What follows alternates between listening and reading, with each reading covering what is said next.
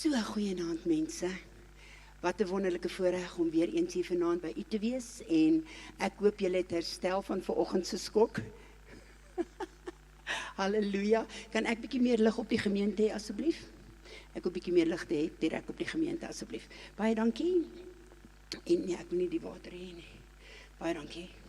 Goed, ja, baie dankie. Goed, ek het nog my Afrikaanse Bybel wat daaronder lê asseblief as ek dit nog gaan kry. So vanaand het ons tyd bitter min voor die volgende diens begin. En daarom vra ek dat u my sal verskoon dat ek sommer direk in die woord ingaan en dat ek dit ongelukkig wens ek kan ook die hele woord al in Afrikaans bedien, maar ek is nou eers dat ek terugkom na Suid-Afrika toe en ek moet eers weer my Afrikaanse Bybel lees. Oh, wat 'n sondaar.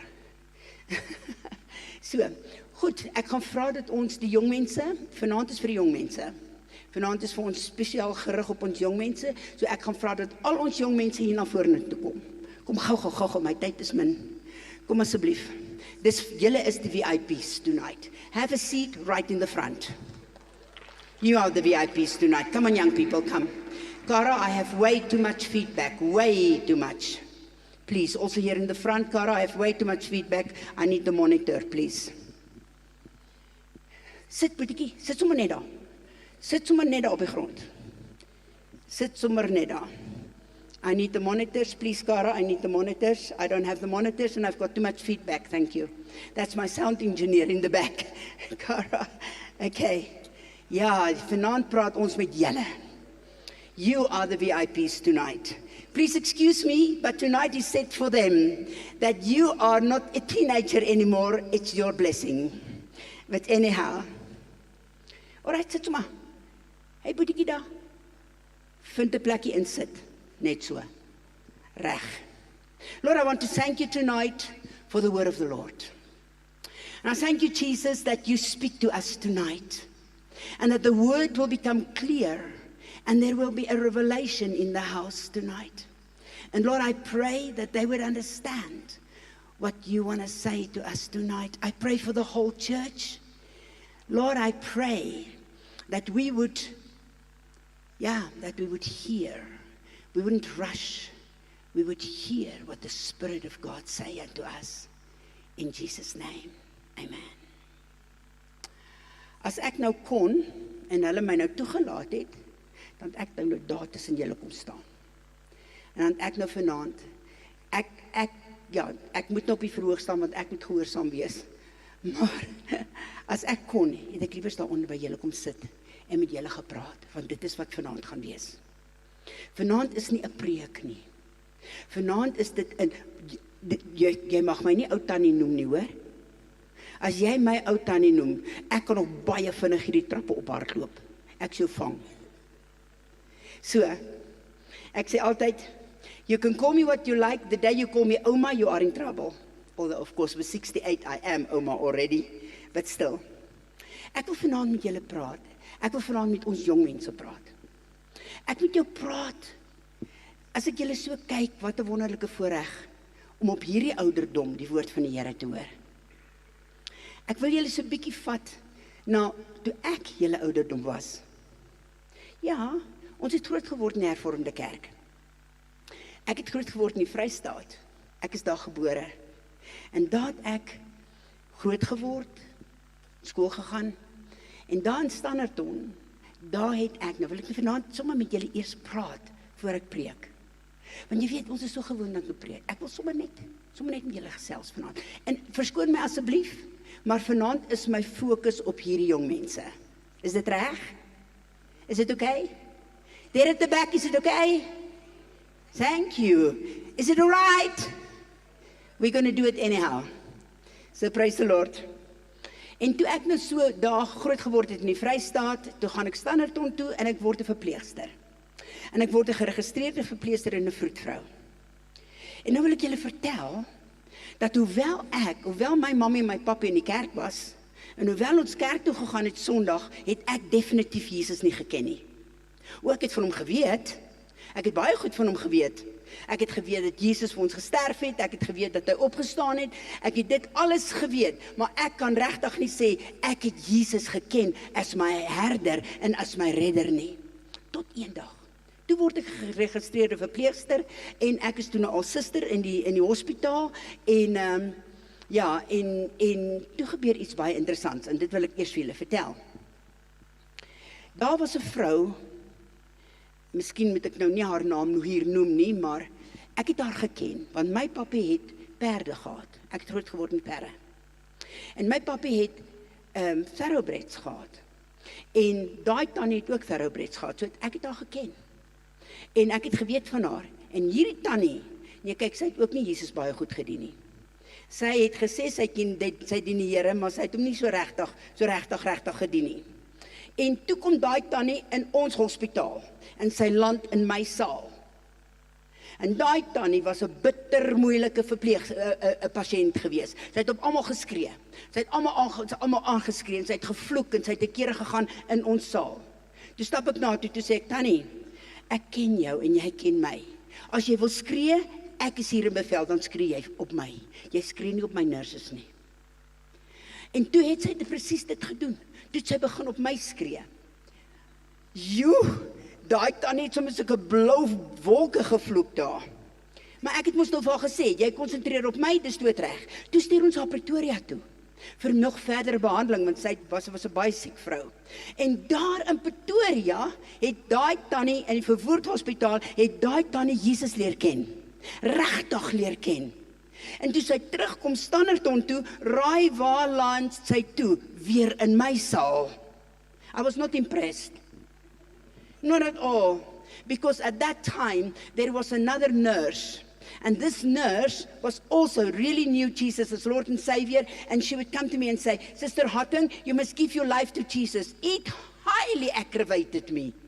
Ek meen, ek gaan kerk toe, verstaan, ek behoort aan die kinderdiens, en ek behoort aan die jeug, en ons behoort ons is in die sondagskool, en ons is deel van alles, en mamma en papa gaan kerk toe, en hierdie verpleegstertjie kom vir my sê, jy moet jou lewe vir Jesus gee. Man, ek was nie beïndruk nie. En toe land daai tannie weer in my saal. En elke keer, ek het mos vir haar gesê, Tannie, as jy iets te sê het, dan sê jy dit vir my. Toe doen sy dit. She made me her focus. She said, Sister Hotting, you must give your life to Jesus. Can I tell you how that aggravated me? You must give your life to Jesus. And I thought, right, now I've got these religious freaks in my ward. And when that lady died, or was dying, I stood next to that bed. And that is where I learned that there is life after death. And that it's real. And that it's not just something we learned as children, and something we learned in the Sunday school, and something we learned in the youth, but dat dit regtig waar is, dat daar regtig 'n lewende God is, en dat daar regtig lewe na die dood is, en dat dit regtig waar is. En toe sy sterf, toe was dit asof die Here haar toelaat om net op my te konsentreer. En sy sê, Sister Hotting, hoor jy die musiek? Daar was geen musiek nie. Ek was alleen, ek was in daai kamer saam met haar familie, maar daar was nie musiek nie. En sy sê, Sister Hotting, kyk die mense, is dit nie wonderlik nie, Sister Hotting, kyk die mense met hulle wit klere, Suster, is dit nie pragtig nie? En daai vrou begin te beskryf wat sy sien. En ek besef, sy beskryf iets in 'n wêreld waarvan ek nie deel is hierdie kant nie. Sy het al klaar, sy's amper deur die hemelpoorte, sy beskryf die glas van see, sy beskryf die hemel wat ek eers later in die Bybel gelees het, sy beskryf dinge in daai oomblik wat ek eers later gelees het is in die Bybel, ek het nie eers geweet dit is daar nie. In haar laaste oomblikke, haar familie staan daar.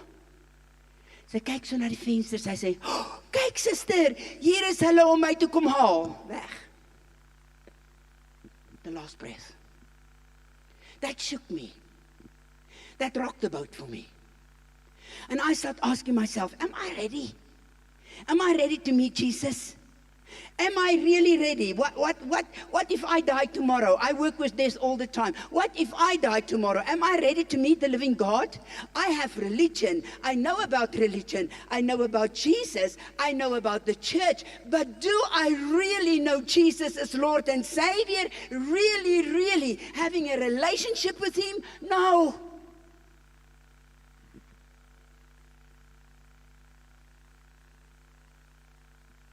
En toe begin ek soek. En ek dink, dit was 'n ou oomie, wat in ons saal was. Hy was so swak, dat hy nie meer kan praat nie. Ek het water so, in sy mond ingedrip. En skielik, toe sit hy ou oomie regop in so in die bed, en met sulke groot oë, en hy sê, ek sien die lewende God op sy troon, en ek is verlore. Weg. En dit het my geruk. En toe het ek begin vra, wat is dit, Here? En daai aand, alleen in my slaapkamer, het ek gesê, ek het nie eers geweet nie. Ek het nie geweet, mens moet sê, ag Here, kom in my lewe, vergewe my sonde asseblief nie. Ek het dit nie geweet nie. Maar daai aand, in my kamer, het ek daar voor die Here gaan neertoe, en ek het gesê, as U is, wie hierdie mense sê wat U is, as dit regtig waar is, wat daai vrou sê, en wat daai nurse sê, if you are who these freaks say you are, then do something in my life. Dit was die 14de Februarie 1977, en van daai oomblik af was my lewe verander. En ek het die Here begin dien. Maar ek het besef, in die pad wat die Here my gelei het, nou 46 jaar in voltydse diens, I realized that on the way, and now young people, now I start talking to you. You understand the English? Is that all right? You are so smart. I understood that when we serve God, God will take you always, as you serve Jesus, on a path. And on that path is like a school of life. I want to take you to a story in the Bible. And in this story, we see that there stood an old prophet. And the old prophet said to him, where are your sons? And he brought one by one, by one by one. But the Bible says that the Holy Spirit did not tell Samuel yet, this is the right one. He said, you must have another one. You must have another son. Yes, there was a little teenager that smelled like the field, that smelled like the sheep. Yes, he has little reddish hair, and he smells like the wind, and he's maybe not the cleanest because he's a shepherd and he takes care of the sheep. Yes, he's out there. Call him quickly. I mean, maybe the prophet mentioned him. When God calls, He doesn't call because we are smart. He doesn't call us because we are cute. He doesn't call us because we've got a degree, although education is very good. He doesn't call you because you are extraordinary. He doesn't call you because you are cute. He doesn't call you because you are skinny, or because you look like this, or because you look like that. When God calls from all walks of life. Toe die Here vir Dawid geroep het, toe het hy hom daar van die veld af geroep. It was not because David was so cute, or so well, or so educated, or so smart. There was not that time peer pressure for David. David was out alone there. I know how it goes in the schools. This one looks cute, that one has that money, that one has that clothing, this one has that, this one has this. I know but too well. But David didn't have that. He was a poor boy. He had only a sling and stones and nothing more. And God. At the same time, while God was preparing David, at the other end of the country, there was another boy, also the same age, also a teenager. Well, he looked different. He had a sword, he had a mantle, he had an armor bearer, he was smart, he walked in the palaces. He was a rich man's boy. Who am I talking about? Who knows? Say? Jonathan. Jonathan was the son of the king. He was the same age as David. They were almost the same, from complete different walks of life, both teenagers, both in the school of life, both being trained by God, not even realizing that they are being trained by God. And God calls from the rich to the poor. He called a fisherman, he called a tax collector, he called those that's not so clever, like a Peter that was a fisherman, and he took a John that belonged actually to the government of the time. Or he took a Paul that was actually Saul at that time. He was very, very smart. He belonged actually to a very special Bible school. So God will choose, and he will choose you. Look at me. Look at me. It doesn't matter where you are from. It doesn't matter if you are wearing special trainer shoes. It doesn't matter who you are. It doesn't matter if we wear designer clothing or not. When God calls from your heart. God calls from your heart. God look at the inside. God look at what is really happening inside, and that's what's bringing him. And God took these two young men, and he put them, thank you can put on the screen, it's fine with me, at the back. And we see actually that God called them both. And now we see God put them in the school of life. And we see the first one actually, we see that now these two young men are learning exploits in God. They learn to do things. They learn to walk in faith. They learn to do things. They learn to walk with things they didn't learn. They're teenagers. And suddenly, God is training them. Both of them. The one from a poor family, the one from a rich family. The one with a sling, the other one with a sword. The one that has nothing, the other one that has the king's people running around him. But God put them both in the same school of life. Why? Because when Samuel anointed David, David had the promise, you will be king one day. Look at me, look. It took 15 years from the time that David was anointed to be king until he was king. Why? God first had to teach him what a king must be like. And when God took me as a little nurse from the streets, from Standerton, from the hospital there, and God started sending me into the world, and God said to me, I want to use you for the millions. I want to take you in front of the nations. I never thought that I had to walk the school of life. And that school of life we learn especially from David and Jonathan. The first thing we see here in 1 Samuel chapter 14 verse 6. In 1 Samuel chapter 14 verse 6, and because of time, I'm not going to read it all, but Jonathan came together. And I love it. Jonathan actually, he got his armor bearer together.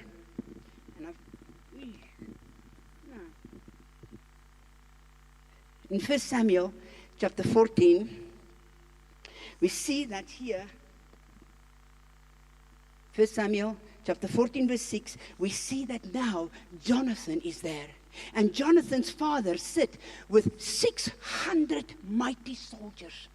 And they all are sitting under the tree. And they all are talking about how they're going to fight this Goliath. And they polish their shields and they polish their swords. But when Goliath come, none of them step out because of fear.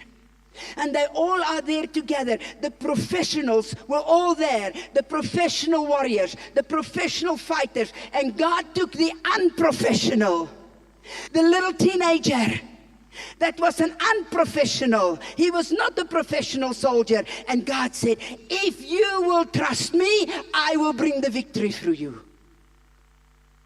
You see, when God called me from the Free State, I couldn't speak a word English. When I went to Bible school, they gave me an old King James Bible. And with thee and thou, I would say, well, thou, please pass me the butter. That's where I started learning. I had no idea. But God took me. Not the smart, not the capable, not the able. Actually, he took me as the girl who was full of hate, who was full of hatred against her own father. A girl that was sitting with real grief in her heart. You heard this tonight here? If you know you've got something against somebody else, oh my God, I was very much having something against my father because I grew up. Sunday we sit in church, Monday my father beat my mother. Oh, that doesn't happen in Moreleta. Oh, really? Let's talk again. I know of 3 families that sit right here, right now, that face the same situation. Sunday we sit in church. Monday we have violence in the house. Sunday we worship, hallelujah. Monday we are running for our lives because father is violent. Yes, I grew up like that. Yes, my parents knew that I was sexually abused and they didn't do anything about it. Yes, I hated my father. Let's call it what it was. I was very much against my father. I hated my father and I didn't understand. I didn't want anything to do with Christianity because I thought that was Christianity until I saw that woman die and I knew that there is something else.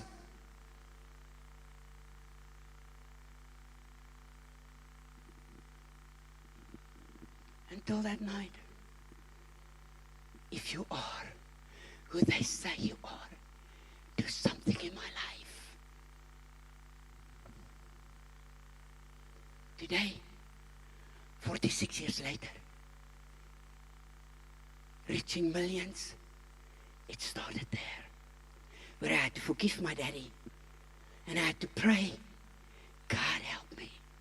And if God put me in the school of life, like He put these youngsters in a school of life. And we see in 1 Samuel chapter 14, verse 6. And it says, 1 Samuel, by many or by few. 1 Samuel chapter 14. And we see this young man.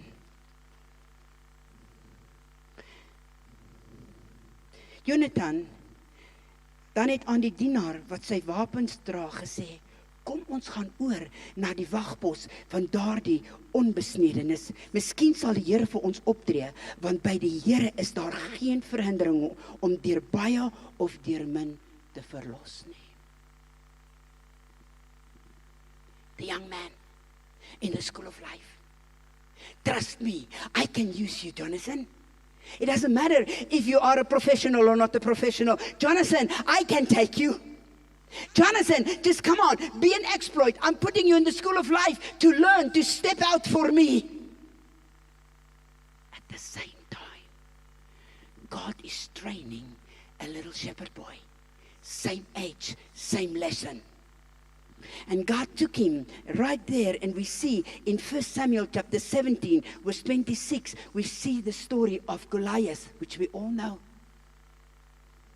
And how David said, not with sword or spear, but with a simple sling in the name of the Lord. 2 young men in the school of life, same time, same lessons, to trust God.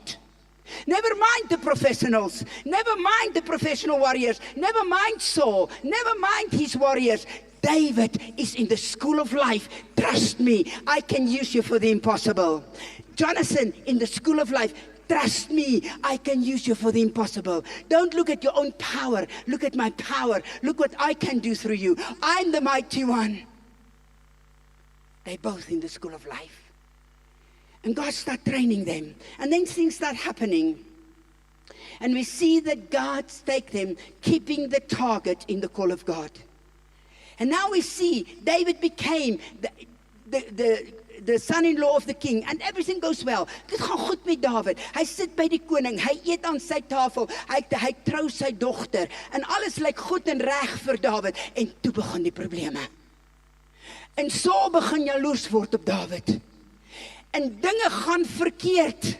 En Dawid begin hardloop vir sy lewe, want Saul wil hom ombring. Hy wil hom doodmaak. En hy verloor sy vrou, hy verloor sy vriende, hy verloor alles. En hoor vir my vanaand, daar sal 'n tyd kom in u lewe, en luister vir my jong mense, daar sal 'n tyd kom in julle lewe, daar sal 'n tyd wees, wat jy sal moet besluit, dien ek die Here of dien ek nie die Here nie? Staan ek daarby of staan ek nie daarby nie? Gaan ek gaan wat my maats vir my sê, of wat die ouens vir my daar sê by die skool, of wat hulle van my verwag om geaccepteer te word? Ek moet dit doen, ek moet daai doen, ek moet deel wees van die pornografie, ek moet deel wees van wat hulle daar sê, ek moet deel wees van daai grappies, ek moet deel wees van wat hulle doen. Gaan ek opstaan en sê, ek dien die Here, ek is baie jammer, ek is nie deel van dit nie, of gaan ek toelaat dat daai peer pressure my onder druk sit om te doen wat hulle wil hê ek moet doen? Daai besluit sal elkeen van julle moet neem as julle die Here dien. And that's true for you there as well. Compromise is something that Satan will bring to everybody.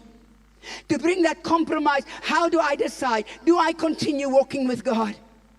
And David had to make a choice. And here comes at the time when David is running for his life and things goes difficult and he lost his friends, he lost his wife, he lost his position with the king. And I tell you today that Satan knows exactly. To somebody here in this team right now, in this place, sitting to the back, listen to the story because this is your story. There was a captain of a ship, and the cartels from I forgot the name from where it was. Colombia, excuse me. Offered him 1 million if he put drugs on his ship and bring it to America. He said, no, I will have nothing to do with it. Second time he went, they said, we'll give you 1.5 million US dollars. Just take a small packet of drugs for us. He says, no, I want nothing to do with it. Nothing. The third time, they said, we will give you 3 million or 4 million US dollars if you just take a small packet of drugs for us on your ship. You don't need to do anything. They will come in, they will take it, they will deal with it. Don't worry about it. And he picked up the phone and he called the police in the US and he says, there will be drugs on my ship. They are dealing with this way and this way. Come and fetch it. Come, there's a whole ring that is working with the drugs. And they came and they got the drugs and they found the whole ring of drugs, drug dealers. And afterwards they asked him, they said, why do you call us now? Why did you not do it before? And he said, they came too close to my price. Satan will come with his price for you to compromise. He will wait for you at the right time. There are 5 people sitting in this room today, and I can say this with true understanding of discernment. There are 5 people sitting in this room today who are addicted to pornography. Would God allow me, I would walk right down this aisle and pull you out of your seat, because God brought you here tonight, not because He judged you, not because He accused you, but because compromise will keep away your blessing. And David had a choice. Is he going to compromise? Or is he going to hold on to the promise that he had from Samuel? The moment I was asked for this meeting tonight, yes, we actually announced it. We thought it would be a healing meeting, but for that, the time is too tight. And I knew what God wants to say. And I want to talk to you about how Satan will lead you into compromise in your prayer life, in your finances, in your pornography, in what you say, in what you do, in how you do, in what you give, in what you stand before God. There's a woman in this meeting. I'm sorry, I just say what the Holy Spirit say. There is actually a woman in this meeting with a wrong relationship. Dangerous to invite a prophet into this house. Very dangerous. Because the prophet will call out things. And if God would allow it, we would even show it. Because the time has come for the church to get away from compromise. The time has come for the church to start following what God has said, so that we walk in a righteous life. This woman that I'm talking about, I can describe your bedroom. I can describe where you had that adultery. I can describe the cover of your bed right now. Why? Because God loves you. He wants repentance.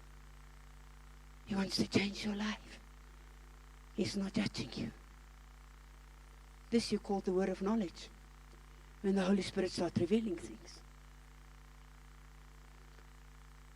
And now, David and Jonathan are together. And here we see the purpose of God. We see the true promise of God. Geliefdes, kom ons kyk, hoekom is dit dat David sukses gehad het en Jonathan nie? Waarom het David koning geword en Jonathan na daai tyd wat hy en David saamgekom het en they made an agreement with God? Why did we never hear of Jonathan again ever? Why does some people have success and others not? Why do some break through and others not? Let's see what the Bible teaches. In 1 Samuel chapter 23 and verse 17, we see the plan of God. 17, 23.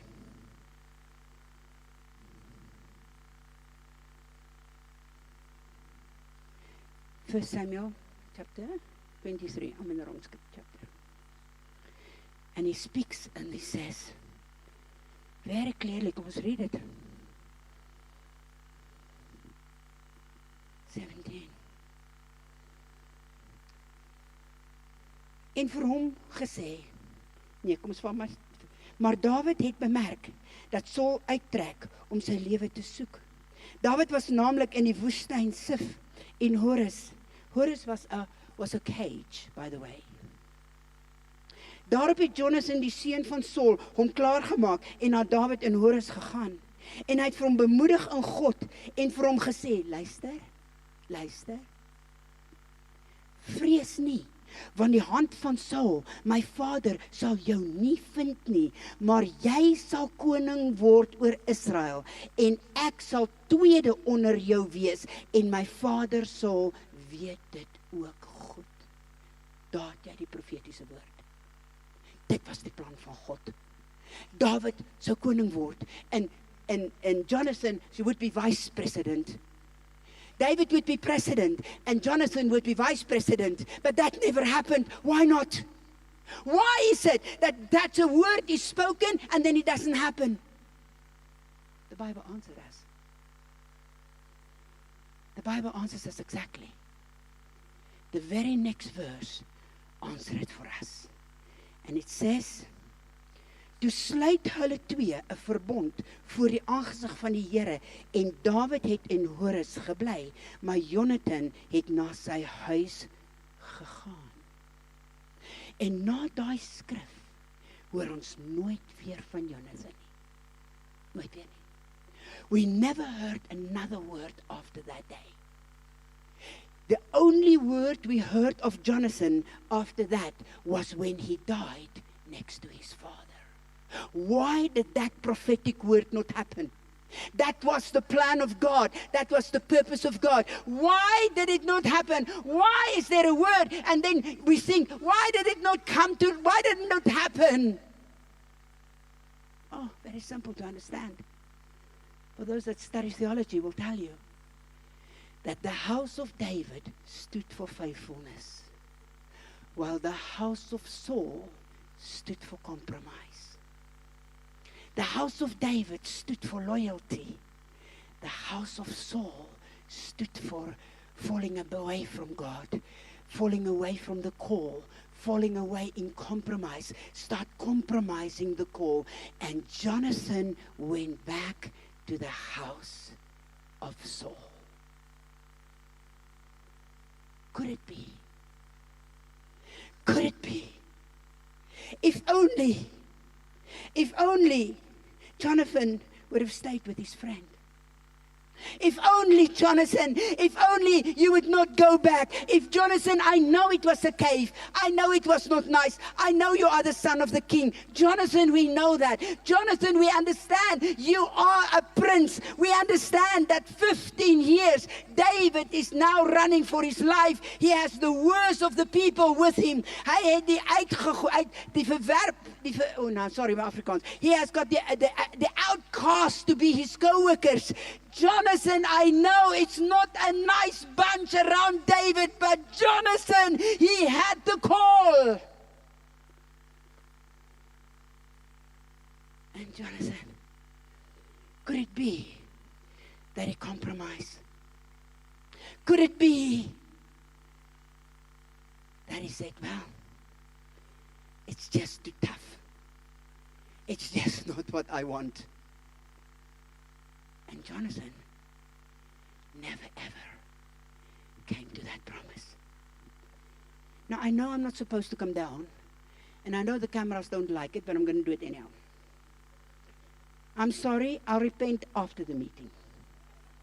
Let me talk to you young people. Let me talk to you making a choice. There's a time that you would have to choose what your friends do. There's a time that every one of us in this place has to choose before God.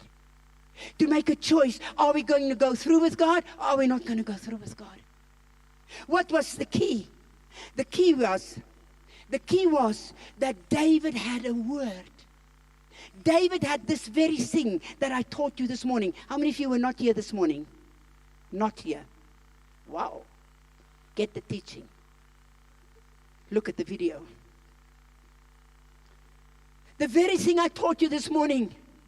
If you have a word from the Lord, no matter what goes wrong, no matter how many difficulties you have, no matter how many struggles you have, that is the only thing that will help you. If you made up your mind you're going to serve Jesus, no matter what your friends say, no matter what the school say, no matter what your buddies say, no matter for you young girls, no matter what your friends say, no matter if they make you laugh, no matter if they show you the boys stuff, no matter what you decide, jy besluit, ek is 'n kind van die Here en ek sal nie deel wees daarvan nie. Al verwerp hulle jou.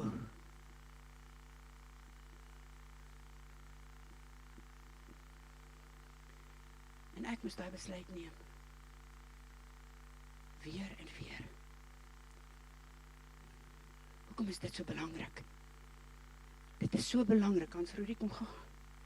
I'm sorry, I cannot walk up the steps alone because of an operation on my leg. Thank you. I'll show this to you. Why that's so important. Dankie my boet. It's that important because if that is my life is a meanness. My feelings, my anger, my problems, my difficulty, my minderwaardigheid, oh, help my asseblief, minderwaardigheidskompleks, ekskuus tog. Excuse. My probleme. My broer. Ons sit in die kerk met dit. Ons sit in die kerkrye met dit. Ons sit met ons probleme, ons sit met ons vertwyfelinge, ons sit met ons minderwaardigheid, ons sit met ons depressies, ons sit met ons vertwyfeling, ons sit met ons pornografie, ons sit met ons probleme. Hier's 'n vrou wat in hierdie diens is, jy kom na hierdie diens na my toe, 'n vrou wat slaappille drink elke nag. Kom na my toe, ek sal die vrysit, ek sal vir u bid. Elke aand verslaaf aan slaaptablette. Dis ons minus in die lewe. O, ons dien die Here. O ja. Ons bid. Ons gaan bid hiertoe. Ons behoort aan die klein groepies. Ons gaan deel wees van die Delta, maar ons sit met hierdie minus in ons lewe. En ons weet nie hoe ons daar uitkom nie. Daar is net een wat gekom het om dit te verander.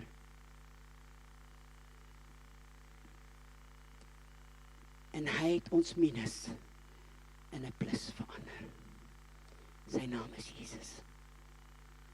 By sy Heilige Gees. Dis al wat jou gaan help. Dis al wat ons kan verander.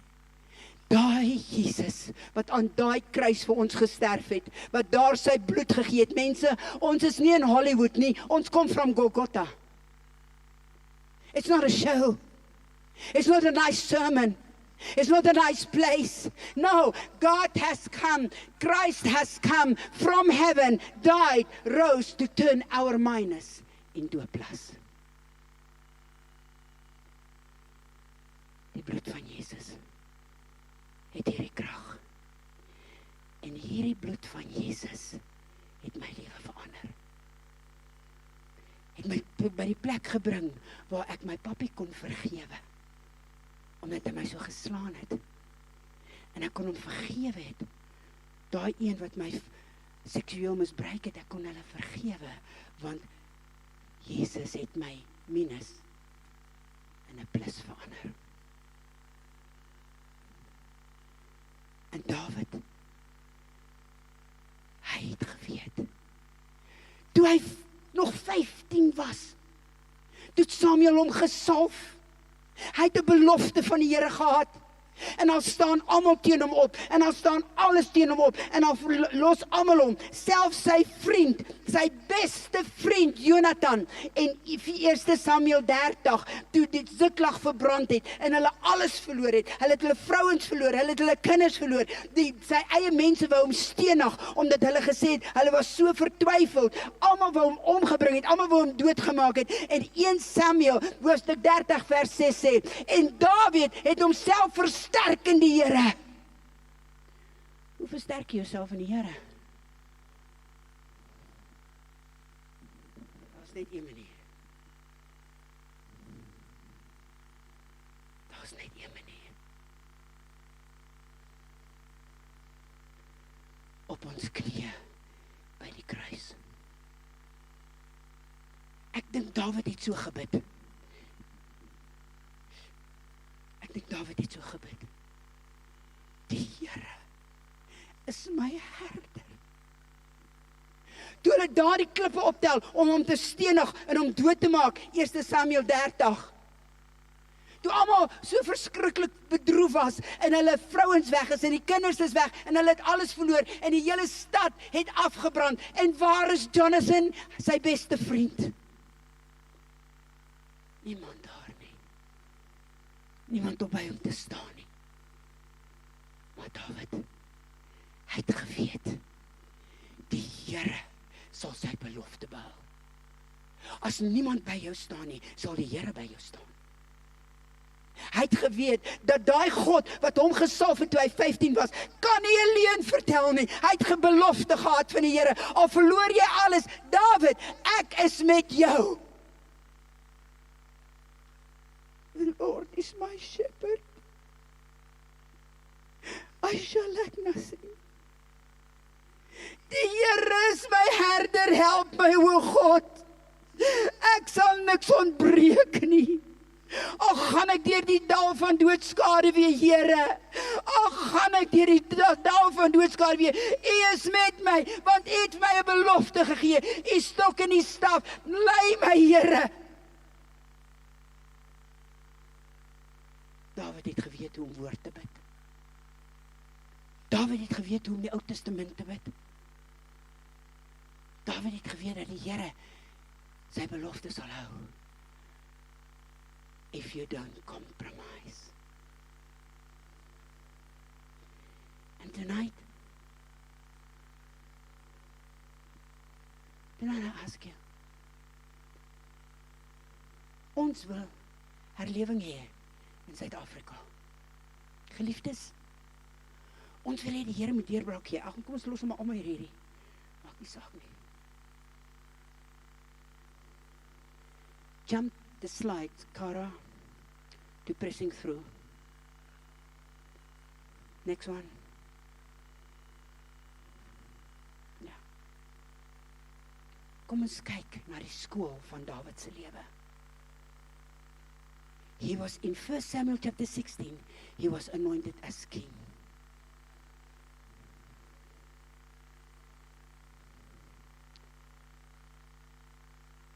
In 1 Samuel chapter 17, he faced Goliath.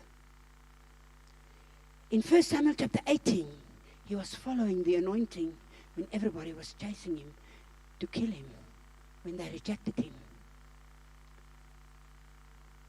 In 1 Samuel chapter 21, when he was persecuted by Saul, he didn't try to kill him. He remained honoring him. In 1 Samuel chapter 21, he was hungry. He was starving.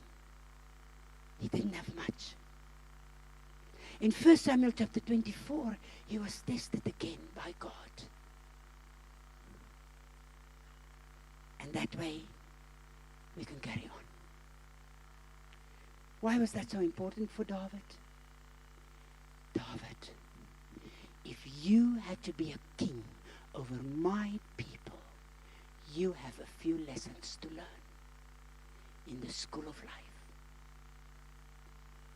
This is where you were anointed as the young teenager. I'm almost through. This is where you married the king's daughter. This is where you sat at this table. Everything was going well. This is where you and Jonathan were great friends. Wonderful, David. Wow, you go out and they dance before you. King brings his thousands, Saul brings his thousands, but David brings his 10,000. Wow, David, everybody look up to you as a hero. Now it's time for the school, my boy. Suddenly you start losing things. Your wife is taken from you. Your position is taken from you.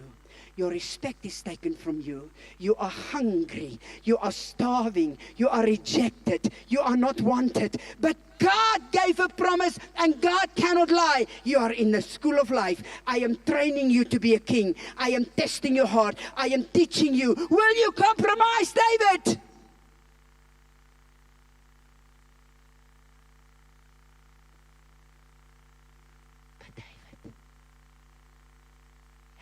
The promise of God, because God cannot lie. Hallelujah.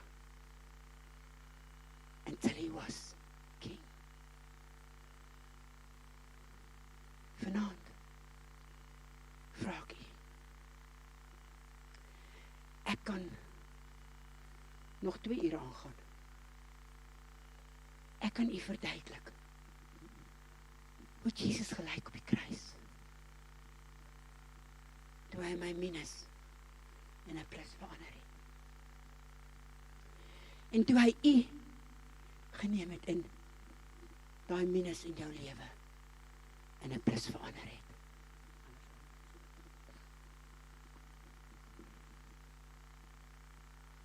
Daar is nie een plek waar dit kan verander.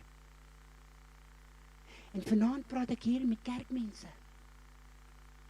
Ek praat met mense wat sê hulle dien die Here. En julle? Miskien is jy in 'n huis. Miskien is jy geseënd. Miskien is jou lewe nie soos myne gewees nie. O, ek weet. Ek weet hoe dit voel om geslaan te word van my pappa. Want ek het my tussen myself en my mamma gegooi om haar te beskerm. Weer en weer en weer. Miskien is dit nie vir jou. Miskien is dit nie vir jou by die skool so nie. Maar vir my was dit so. Ons was die armhattings. Ons het nie Nike shoes gehad nie. Ons het nie spesiale klere gehad nie. Ons was verwerpend. Ons was die armhattings. Ek het 'n paar keer so al in my lewe honger in die bed geklim. Miskien is dit nie so vir jou nie. Maar miskien het jy 'n vriendin wat vir jou die lewe moeilik maak. Waar jy al ingegee het of vermaat. En vanaand sê die Here, sal jy daai kompromie na my toe bring? Waar ek jou minus in 'n plus verander. Want jy sien, as daar kompromie in jou lewe is, dan maak jy spasie vir die duiwel. Hy sal vir jou aanval, hy sal jou aankla, jy sal skuldig voel, jy sal nie vry voel nie. Daar's net een plek waar dit verander. Kom ons bid. Let's stand, please.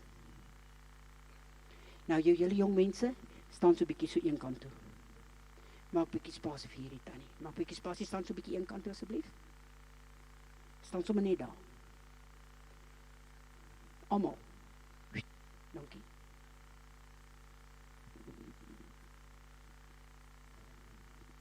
Ek het 15 minute oor. Dan moet ek afsluit. Maar in hierdie 15 minute gaan ons reguit na die kruis toe gaan. Die vrou met die slaappille, ek sal daar vir u wag. Kom na my toe. Die manne met die pornografie, maak bietjie spasiekie nog maar. Nog so 'n bietjie. Dankie. Hy boetiekie kyk vir my. Maak spasie.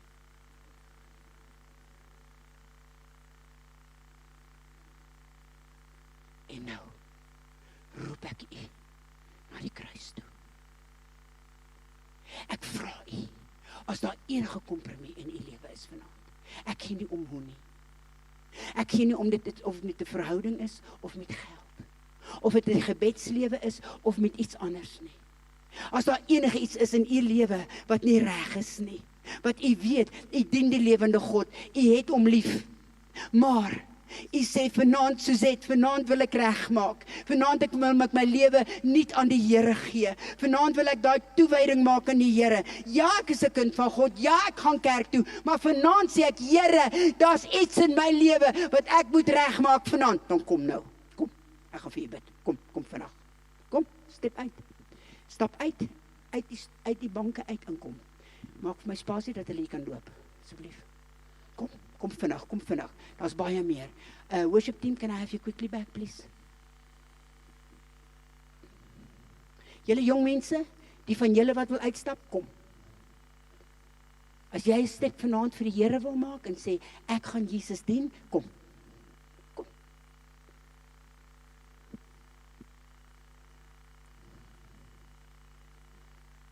You don't need to put the lights down. We are not ashamed of the gospel. Put on the lights, please. We are not ashamed to step out for God. You never need to be ashamed to say, Jesus, come forward. Come, people, come. Step forward. Nothing to be ashamed about. Any of the young people, van julle jong mense, as julle wil uitstap vir die Here vanaand, kom nou. Dis hoekom ek julle een kant toe gestaan het, laat staan. Kom. As u vanaand 'n besluit vir die Here wil neem en sê, vanaand wil ek my Here, ek wil vanaand my lewe aan die Here toewy op 'n nuwe aard en manier. Here, ek het u gedien, maar daar's dinge in my lewe wat nie reg is nie. Vanaand kom ek, kom vinnig. Kom mense asseblief, my tyd stap aan. Kom. Daar's nog baie meer wat moet uitstap. Ek weet dit in die gees. O, jy's agter my, skus. Kom staan hier by my. Come people. Ek laat nie die ligte afsit nie, want ons skaam ons nie om op te staan en te sê, ek maak 'n stap, ek staan uit vir die Here nie, ek stap uit, dit vat, excuse me for the English, it takes courage, it takes guts, to stand up and say, I make a point tonight to step out for Jesus Christ. Come quickly please, come quickly because of time. Die jong mense wat nie vorentoe kom nie, staan bietjie meer te laat die mense kan deurkom asseblief. En die wat regtig wil die hulle lewe nie vir die Here gee, kom reguit na vorentoe. Die ander staan bietjie aan die ander kant. Kyk vir my. Hey. Next time, you give me 2 hours. Kyk vir my mense. Jy hoef nooit skaam te wees nie, nooit. Jy laat nooit jou kop hang, as jy sê, Here, ek het U nodig nie, nooit. Ons stap nie uit in donkerheid en, ek wil tog net nie hê die mense moet my sien nie. Jy stap uit voor die hemel en die aarde, voor elke engel voor God. Jy stap uit en sê, ek stap uit vanaand vir die Here. Ek maak 'n stand, ek neem 'n standpunt in vir die Here vanaand. Ek stap uit en sê, Here, ek het U nodig, help my. Nooit laat jy jou kop hang nie nooit. Want daarvoor het Jesus gesterf. Daarvoor het hy ons minus in 'n plus verander. Daar's nog 'n paar wat moet vinnig uitstap. Ek weet dit in my gees. Kom vinnig asseblief mense. Daar's hy, kom. Stap uit vir God vanaand. Stap uit. Dis reg. Kom. Vinnig.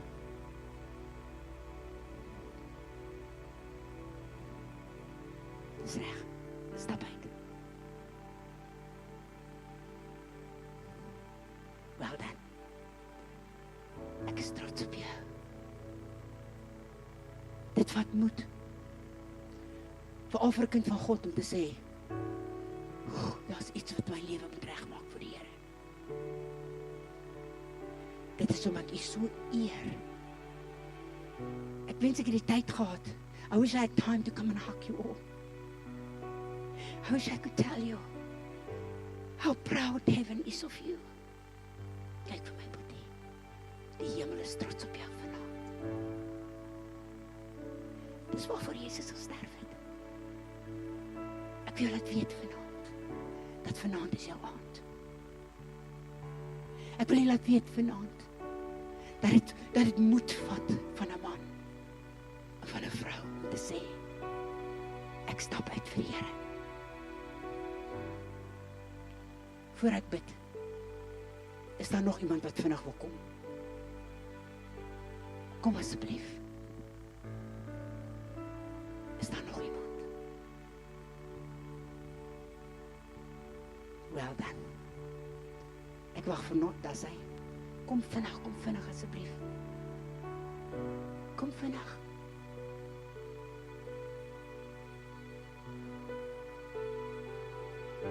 Nou gaan ons bid. En julle gaan agter my aanbid. Hardop asseblief, okay? Yes.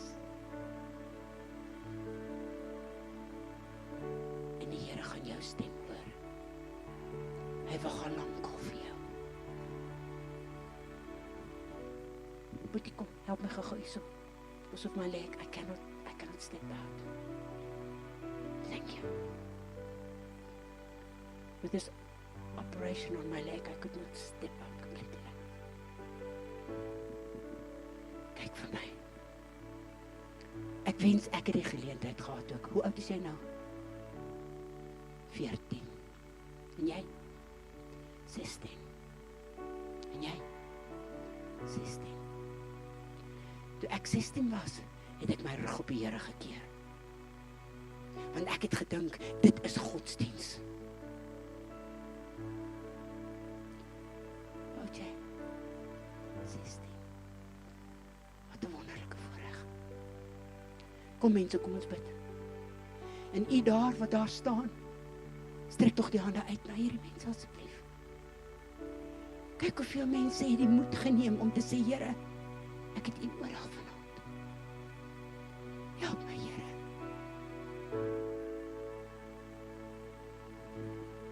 Close your eyes, say after me. Lord Jesus Christ.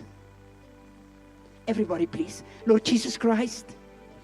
Everybody in the crowd, support them please. Out loud. Lord Jesus Christ. I come to you tonight. Just as I am. Forgive me my sins. Wash me clean with your blood.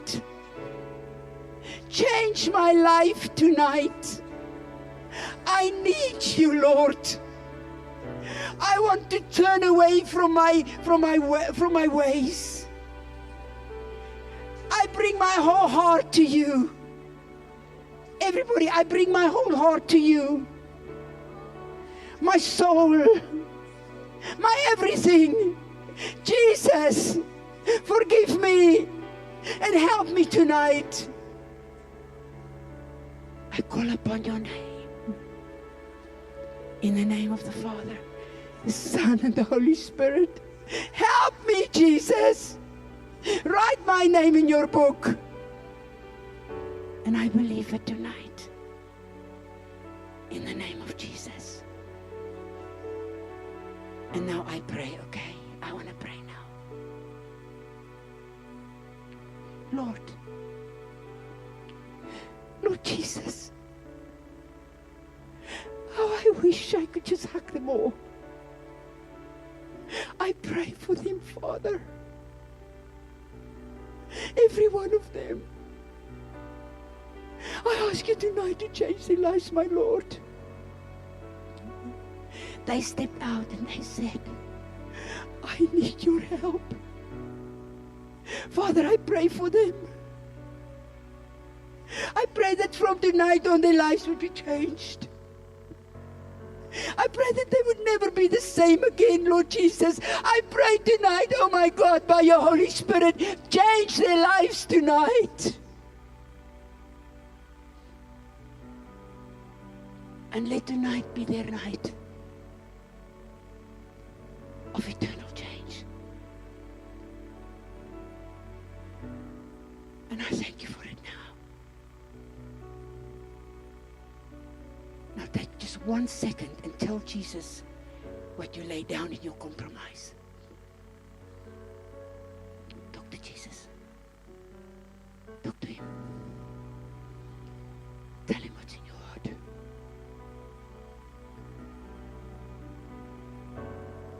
We thank you for that, Lord. In the mighty name of Jesus. I break every bondage over them tonight. I break every bondage over them tonight. And I set them free. Lord, you said that they are free from the curse. They are free from the bondage tonight in Jesus' name. I pray in Jesus' name. I set them free from the curse. We are out under the law. And I thank you for that tonight. In the mighty name of Jesus. Amen.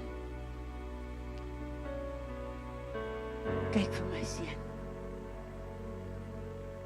Jy sal nooit vanaand vergeet nie. Dit sal jou vir die res van jou lewe bybly. Vanaand is jou aand. Glo jy dit? Ons sou 'n groep gebid het for people to help me at the altar call, but the men step forward. Look at this. But Christ is here. The Holy Spirit is here. And He's the one that touched your heart. Amen. Amen. And now let me bless you. Raise your hand. Look at me.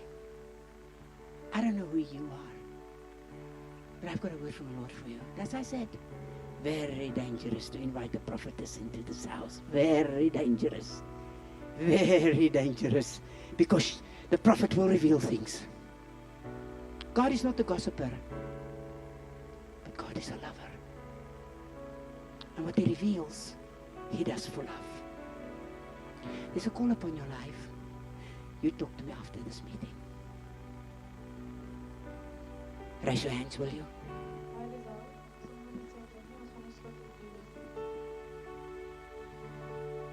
I've got 1 minute left. Raise your hands, people. Come on. We've got 1 minute left. Lord, in the mighty name of Jesus, we bless them. We pray that from tonight on, they will know Christ is with them. And in the name of Jesus, Lord, I pray from tonight on, their lives will be for eternally changed. And I pray that from tonight on, they will know that the Holy Spirit has sealed their decision tonight. In Jesus' name. And I pray that you heal them, Lord. Spirit, soul, and body. Spirit, soul, and body. In Jesus' name. Amen. There is such a holy presence of God here. There's such an anointing in this place. What a shame that we have to stop it because of program, and I respect that. But the presence of the Lord is here to heal you,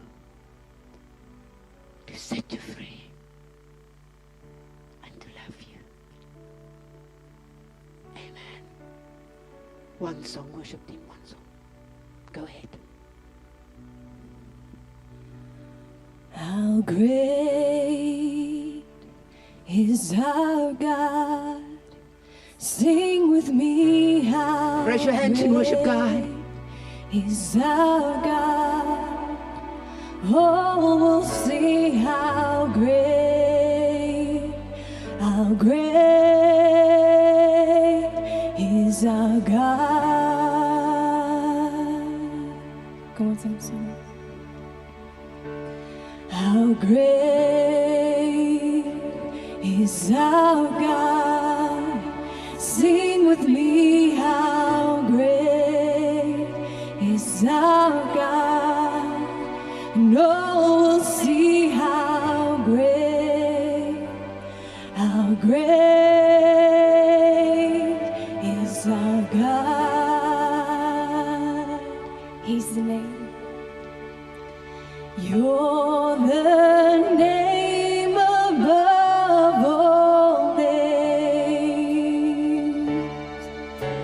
worthy of all praise, and my heart will sing how great is our God. He's the name. You're the name above all. The anointing of the Lord is in the house to heal you. Spirit, soul, and body. Worthy of all praise, and my heart will sing how great is our God. Everybody sing, how great is our God. Come on, sing it to the Lord. How great is our God? Sing with me, how great. The Spirit of the Lord is in the house to set free, is our God. to deliver, to heal. Oh, we'll see how great. There's a healing in the house. How great. Spirit, soul, and body. is Lord, I pray our that you touch them right where they are. Father, you're not limited by time. Touch them tonight in Jesus' name. How great.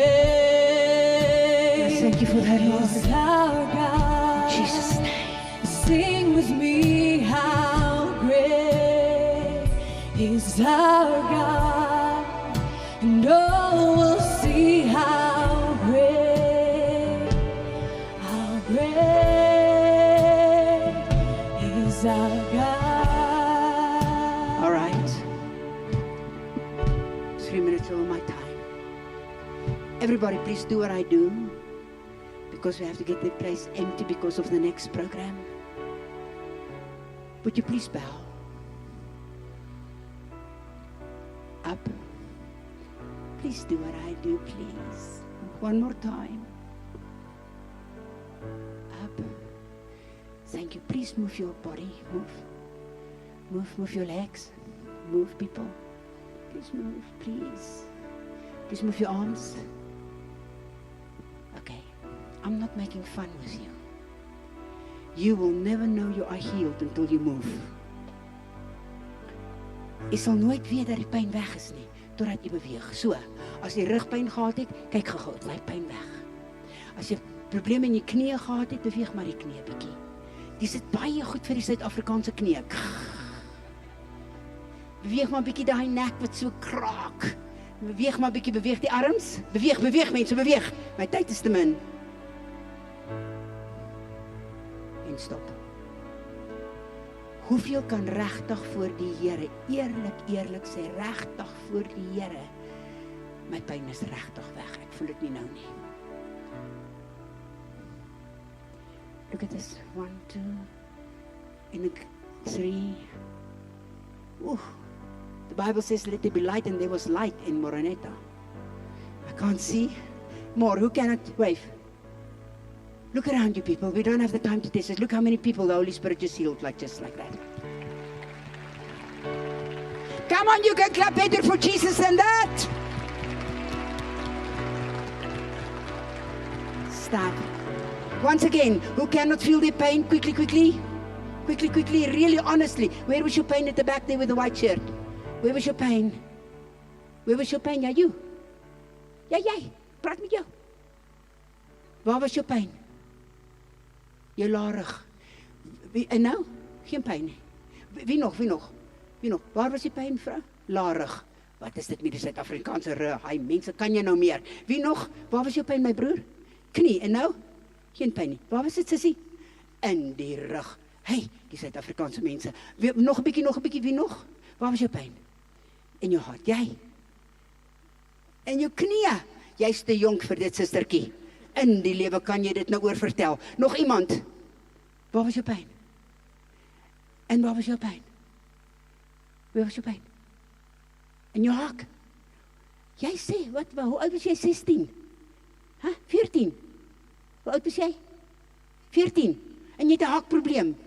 Kan jy dit vertel? Nog iemand? Who cannot feel the pain anymore honestly before God? Waar was jou pyn? Jou nek. Haai, daar genies die Here sommer my familie. En wie nog? Waar was jou pyn? Knie. Wie nog? Waar was jou pyn? Ekskuus. Hy nou sussie nog gaan eet jy sommer lamb chops. Wie nog mense? Wie nog? Kan nog sê? Daar agter nog, maar dis nou te veel. Ek het nog nie vir die siekes gebid nie.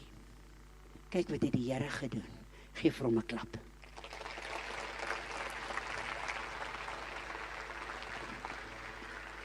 I better go. I have 7 minutes over my time, so that means I've got 7 reasons to go and repent to the leadership.